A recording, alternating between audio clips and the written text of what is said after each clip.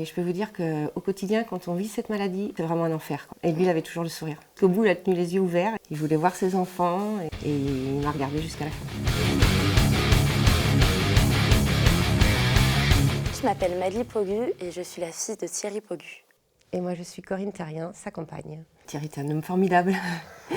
C'était une personne qui était atteinte de la maladie de Charcot, malheureusement qui est décédée le 25 novembre à 3h du matin.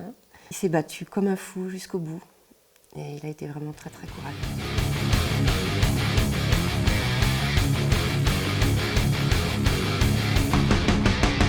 Eh ben, on voulait qu'il soit le plus heureux au monde. Oui, c'est ça. On avait décidé de faire tout ce qu'il avait envie au moment où il avait envie. En réalisant tous ses souhaits, il nous a laissé une liste de ce qu'il désirait faire avant de partir. Et avec les familles et les copains, on a tout mis en place pour faire tout ce qu'il voulait et on a tout fait, quasiment. Quasiment, c'est qu'on a fait les plages de Normandie, on a fait la montgolfière, il a été au Hellfest, on a fait pas mal de sorties au bord de la mer cet été et tout ça. La seule chose qu'on n'a pas réussi à faire, c'est le saut en parachute, parce que ça lui tenait aussi à cœur, mais c'était plus possible, la maladie était trop avancée. Donc les médecins ont refusé.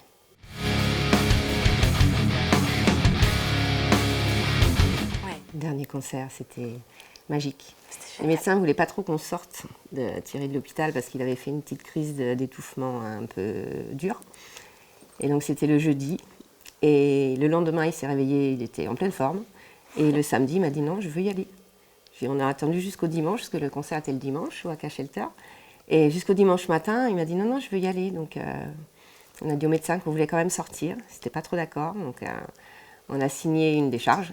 Et puis on a été au concert et tout s'est très très bien passé. Il était heureux, il avait des étoiles plein les yeux. Il était vraiment très très content de ce concert surprise qu'un ami avait organisé. Il a contacté tous les bikers du 44. On s'est retrouvés sur la rocade de Nantes et ils nous ont escortés jusqu'au AK Shelter en moto. Il y avait une bonne quarantaine de motos. Oui. Ah oui. C'était impressionnant. Même des personnes qu'on ne connaissait pas qui sont venues, qui ont dit nous on va être là pour cette cause-là. Parce qu'en plus c'était pour la cause de la maladie de Charcot. Parce que les bénéfices qui ont eu de ce concert, AK Shelter fait un chèque pour l'ARSLA. Donc c'était bien. On reste enfermé dans son corps, c'est un enfer. Il n'y a plus rien qui bouge. On a toute sa tête, malheureusement. Il avait toute sa tête, il comprenait tout. Mais il ne pouvait plus bouger. Plus bouger, plus manger, plus boire. Plus parler. Plus parler, ça c'était une catastrophe. Chaque personne a la maladie, mais d'une manière différente, avec des symptômes différents, à une vitesse différente. Et pour papa, c'est vrai que c'était une maladie qui a été hyper rapide. Oui, avec Thierry, on s'était rencontrés, il avait 20 ans et moi 17 ans. Et on s'est retrouvés en mai 2022. Une relation un peu d'adolescent, le premier amour, où on est un peu bête, niais. Et ouais, c'était hyper passionnel, toujours plein d'étoiles dans les yeux. C'était très très beau à voir. Et c'est toujours très beau à voir, puisqu'il n'est peut-être plus là physiquement, mais il est quand même dans nos cœurs. Elle a toujours les yeux qui brillent dès qu'elle en parle. Ah oui, ça restera l'amour de ma vie. C'était un passionné, et dans tout ce qu'il faisait. S'il n'était pas passionné, il ne le faisait pas. Un battant persévérant et à la fois, il aimait beaucoup rire également. Il nous a toujours fait rire. Il aimait bien faire des petites bêtises. Il a continué jusqu'au bout à faire des bêtises, fait des petites blagues aux infirmières, aux aides-soignantes. C'était quelqu'un qui était en or, on va dire. Il donnait une force à tout le monde.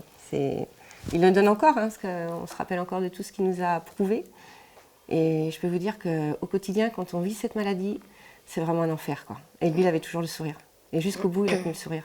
Jusqu'au bout, il a tenu les yeux ouverts et il voulait voir ses enfants et il m'a regardé jusqu'à la fin, jusqu'à son dernier souffle.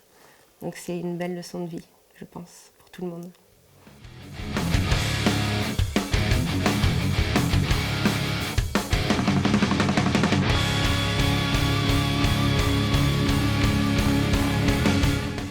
C'est le 13 janvier 2024 au Stéréolux à Nantes. Et donc on a 5 groupes de métal qui viennent jouer donc pour papa et pour la maladie de Charcot dans sa globalité. Et tout le monde est convié. Il y a un site, un lien sur Hello Asso.